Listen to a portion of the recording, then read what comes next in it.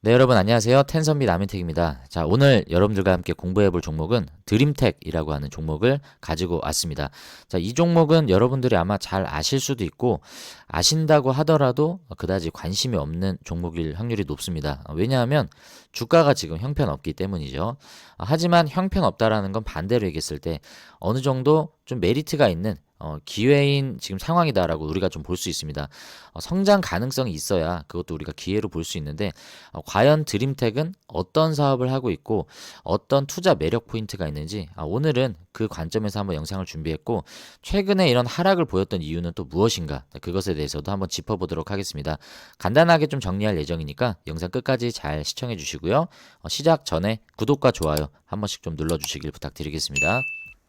네, 먼저 드림텍의 간단한 기업 개요를 좀 보면 현재 2월 26일 종가 기준으로 주가는 7,370원입니다. 주가가 바닥인데도 시총은 꽤 크죠. 코스피에 상장이 돼 있고요. 시총은 5,077억 원이고 발행된 주식 수도 상당히 좀 많은 편입니다. 6,800만 주 이상 발행이 돼 있고요. 외국인 비율이 상당히 높습니다. 저는 이게 왜 그런지 사실 잘 모르겠는데 외국인 비율이 높다라는 건 아무래도 이 회사가 원래 유니퀘스트의 지배 구조에 있었는데 유니퀘스트 자체가 이제 글로벌 반도체를 공급하는 그런 유통 사업을 하고 있기 때문에 아무래도 이제 고객사들 쪽으로 외국 기업들에게 많이 노출이 되다 보니까 이 드림텍에 대한 외국인들의 관심이 좀 많지 않았을까라고 생각이 듭니다.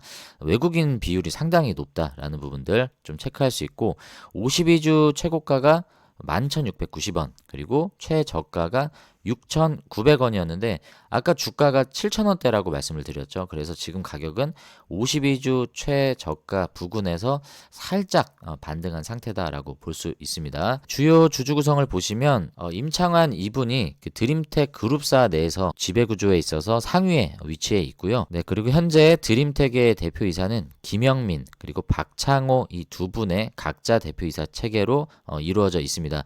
김영민 대표이사는 헬스케어 쪽을 그리고 박창호 대표이사는 스마트폰 사업 쪽을 전담하고 있는 것으로 알고 있습니다. 네, 먼저 여러분 드림텍의 사업 내용을 우리가 확인하기 이전에 이 회사가 2023년 무렵에 분할합병을 진행을 했습니다. 그래서 지배 구조가 좀 개편이 됐어요. 그래서 원래 개편이 되기 전 구조를 보면 아까 우리가 최대 주주로 알아봤었던 임창환 기억하시죠? 자, 이분이 최대 주주고 자, 이분이 현재 유니캐스트의 대표이사죠.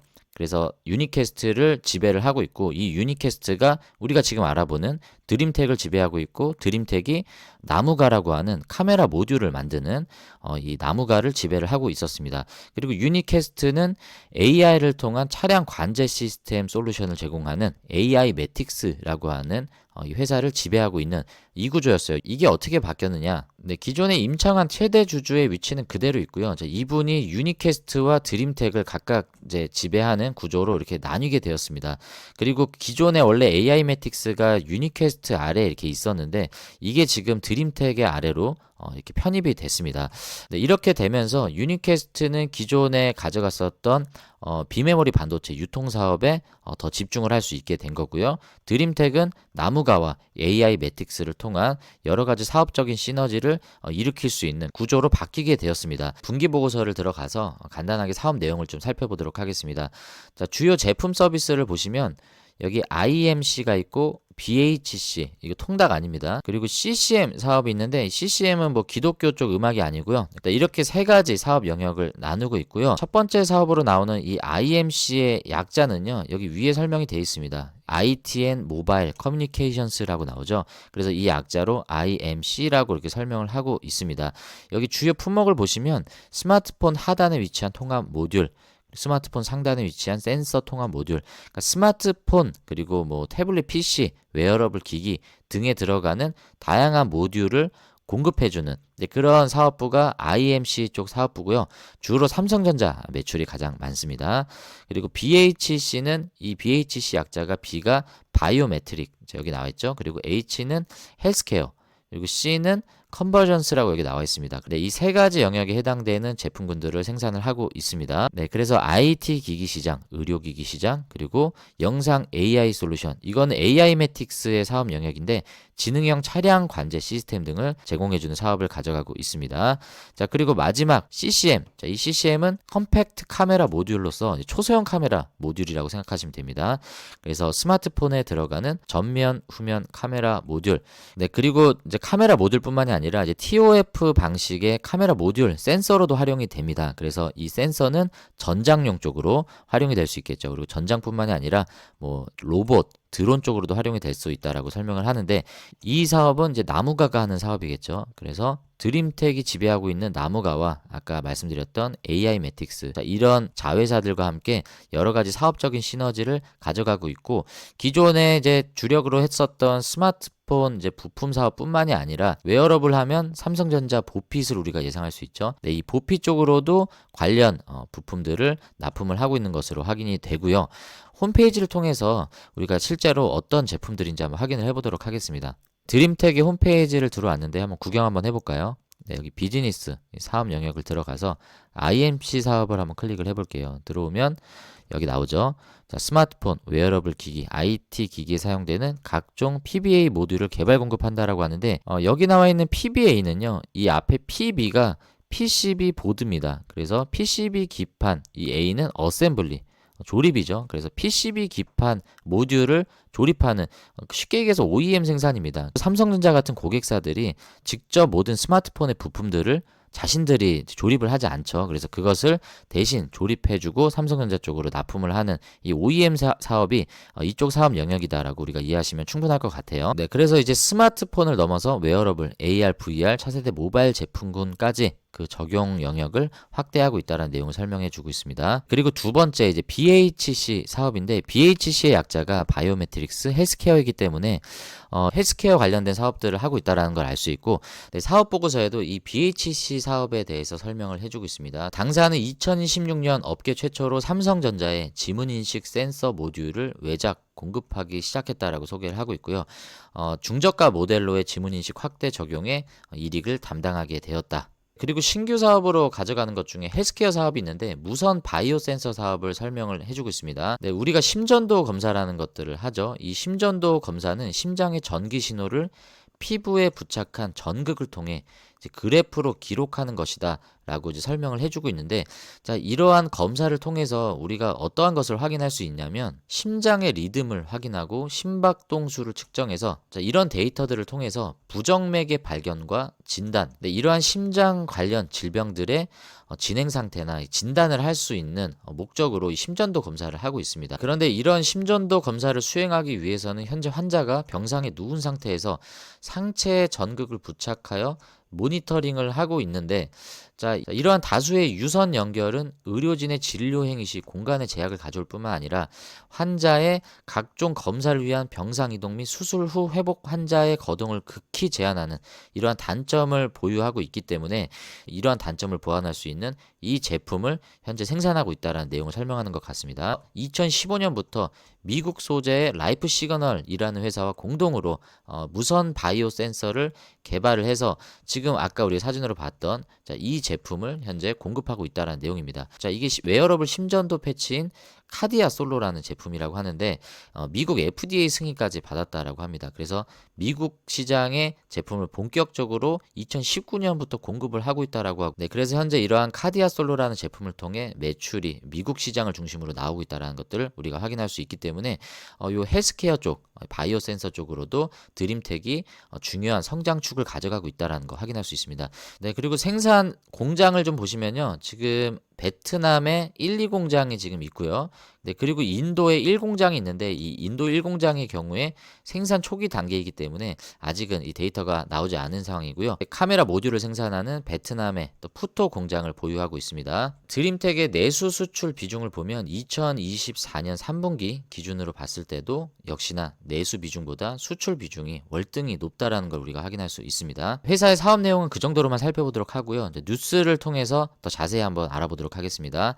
네, 먼저 이 뉴스는 이제 올해 2월 6일에 드림텍의 대표이사인 김영민 대표이사를 중심으로 이제 회사에 대해서 소개를 하는 내용인데, 회사에 대한 히스토리와 사업 영역을 쭉 설명을 하고 있습니다. 지금 여기 사진에 나와 있는 이분이 현재 드림텍의 대표이사, 각자 대표예요. 이분이 헬스케어 사업을 담당하고 있고, 또 박찬홍이라는 대표이사가 또 있습니다. 자, 이분은 스마트폰 부품 사업을 맡고 있다라고 소개를 하고 있습니다. 김영민 대표이사 그리고 박찬홍 대표이사 모두 삼성 출신입니다. 그래서 삼성 출신이 각자 대표를 맡고 있고, 지금도 삼성향으로 많은 매출이 나오기 때문에 보피 쪽으로도 지금 뉴스가 나왔죠. 그래서 삼성의 어떤 움직임이 드림텍에 있어서 좀 예민하게 반응할 수 있다는 부분도 우리가 충분히 유추할 수 있습니다. 자, 이 뉴스에서 소개하고 있는 이 경영 활동 중에 이 기사를 보시면 여기 지금 나오죠. 자, 미국 로봇 기업 비욘드 이매지네이션과 코보틱 서지컬과 드림텍이 휴머노이드 로봇 및 의료용 로봇 개발 제조를 위한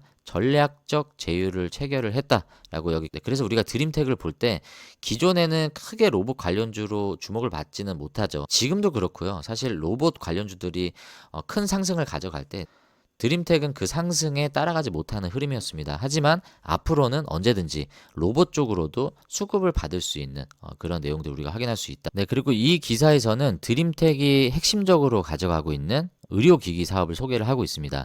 산소 포화도 측정 기능을 갖춘 무선 심전도 패치, 자, FDA 승인을 최초로 이게 받았다라고 소개를 하고 있고요. 네, 이 제품을 활용하게 되면 하나의 무선 심전도 패치에서 다양한 생체 신호를 측정을 해서 암호화한 데이터가 실시간 클라우드로 전송을 한다. 네, 여기에 핵심은 무선입니다. 무선. 이게 어떤 의료기관에서 진료를 받는 게 아니고 무선으로 가능하다라는 거죠. 이 제품 이름이 유비크뷰 2A라고 하는 것 같은데, 시간과 장소에 구애받지 않고 다수의 환자를 동시에 원격으로 모니터링 하도록 설계가 됐다. 대규모 시설에 적용될 때 확장성이 높다.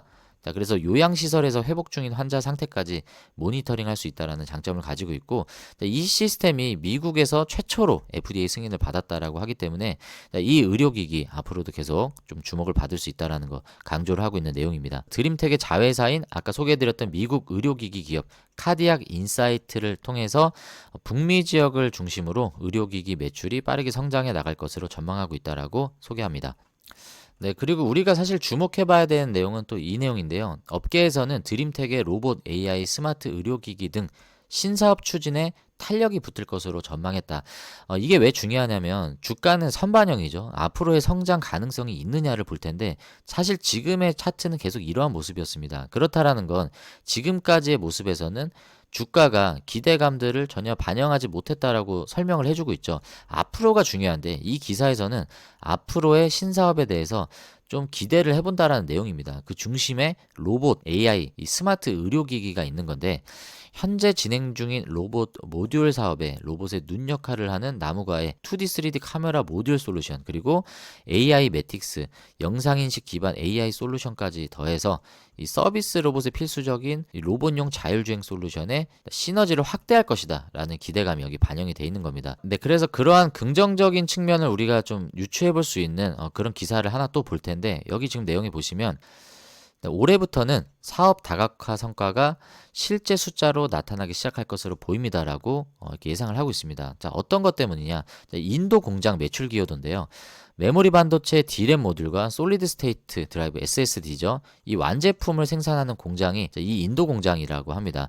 이미 이 공장에서 생산한 샘플을 고객사에 보내 검증하고 있다라고 하고요. 11월 양산 라인이 돌아갈 것으로 알려졌다. 자, 이거는 작년 기사입니다. 그래서 이미 지금은 가동이 되고 있는 상황이고요. 자, 일반 D램 모듈 납품부터 시작하지만 SSD까지 공급을 하고 스마트폰과 노트북, PC를 넘어 서버 쪽까지 넓어질 수 있다라고 하고요. 지금은 이제 매출 기여도가 미미한 초반 가동이지만 내년 하반기는 이제 25년 하반기를 얘기하는 겁니다. 올해 하반기죠. 풀캐파 이제 가동이 가능하다라고 하기 때문에 올해부터 이 인도 공장을 통해서 본격적인 매출이, 여기서 예상하기로는 1,000억 원가량의 매출이 인도 공장을 통해서 나올 것이다라고 예상을 하고 있습니다. 네, 그리고 이제 BHC 사업부에서 삼성전자 보핏 관련해서도 지금 수혜를 좀 받고 있습니다. 뭐 주가는 수혜를 못 받고 있지만 보핏이 출시될 경우에 이거 관련주로 충분히 부각을 받을 수가 있는 게, 이 보핏 쪽에 개발 단계부터 참여를 했다라고 하고요. 보핏에 적용되는 메인 모듈과 센서 모듈, 통신 모듈 이런 모듈 전부를 담당했다라고 추정한다라고 합니다. 네, 이런 보핏 관련한 웨어러블 로봇향 신규 매출이 반영되기 시작할 것이다. 네, 그리고 이 뉴스는 이제 원격 의료 시대 연다라고 아까 원격 의료 설명을 드렸죠. 드림텍이 유비큐뷰 이게 미국 FDA 승인을 받았다는 뉴스가 2024년 11월에 나왔는데 이어서 보시면 12월에 유럽 시 MDR 승인까지도 마쳤다. 유럽 시장으로도 진출할 수 있는 교두보가 열렸다라는 내용입니다. 그래서 이 원격 의료기기 웨어러블 패치 이것도 우리가 좀 주목해봐야 되는 핵심 사업이다라는 거 뉴스를 통해서 확인할 수 있습니다. 네, 회사의 재무를 한번 간단히 분석해 보도록 하겠습니다. 자, 먼저 매출을 보시면요. 2021년부터 2024년까지 매출을 보시면 그래도 1조 단위 매출이 나오는 비교적 외형이 좀 큰 회사다라고 우리가 알 수 있고요. 지금 매출은 성장이 조금 꺾였죠. 지금 영업이익이 967억 원가량 나오다가 갑자기 영업이익이 340억 원대로 뚝 줄어들었습니다. 당기순이익도 마찬가지죠. 자, 이게 작년까지도 계속 이어져 오고 있다라는 부분으로 봤을 때는 성장의 방향을 봤을 때는 역성장하고 있는 모습을 우리가 좀 예상할 수 있고 재무 건전성은 양호하죠. 부채 비율도 56%대고 유보율도 높은 편입니다. 네, 근데 아까 2022년에서 23년 넘어올 때 영업이익 당기순이익이 너무 급감했잖아요. 이거 좀 궁금하지 않습니까? 어떤 내용 때문에 이렇게 떨어졌는지 좀 과거의 그 내용을 좀 살펴보면 여기서 이제 그 내용을 좀 확인할 수 있는데 직전 사업 연도에 850억대 당기순이익이 나왔는데 이게 250억으로 뚝 줄었죠. 그래서 그 내용이 뭔지 밑에 설명을 하고 있습니다. 글로벌 경기 부진과 교역량 둔화로 인한 수출 회복 지연 그리고 전방 사업 업황 둔화에 따른 매출 실적 감소, 신규 사업 추진 및 인도법인 투자와 신규 편입 종속기업의 영업 손실 반영, 셋 다 안 좋은 거죠. 네, 그래서 이 세 가지 사유 모두 내부적인 사유, 외부적인 사유로 인해서 매출 실적이 안 좋게 바뀌었다라는 내용들 우리가 확인할 수 있습니다. 그래서 주가는 지금까지 계속 그런 모습들을 가져가지 않았나라고 확인할 수 있는 내용이고 네, 마지막으로 차트 분석을 통해서 좀 간단하게 분석을 해보고 영상을 마무리하도록 하겠습니다. 지금 보고 계시는 차트가 드림텍의 주봉 차트입니다. 고점을 기록했던 날짜가 작년 1월 무렵이었죠. 작년 1월에 대략 한 14,400원대를 기록을 하고 그 뒤로 1년 동안 계속 이러한 하락을 가져가고 있는 답답한 흐름을 보이고 있는 상황입니다. 도대체 왜 이런 상황이 발생했느냐? 첫 번째로는 실적에 영향이 있었다라고 보고요. 투자자 수급 때문에 좀 영향이 있지 않았을까라고도 좀 보여집니다. 왜냐하면 이 회사가 국민연금이 투자한 회사로 잘 알려져 있어요. 국민연금이 상당히 많은 지분을 가지고 있었습니다. 7% 넘는 비중을 가지고 있었는데 이게 지금은 상당 부분 많이 줄어들었어요. 그 내용을 한번 보도록 하겠습니다. 네, 이게 지금 보유 비중에 대한 공시인데요. 자, 보시면 지금 이게 작성 기준일이 2023년 10월이죠. 자, 2023년 10월 무렵 이 날짜를 한번 잘 기억해 보십시오.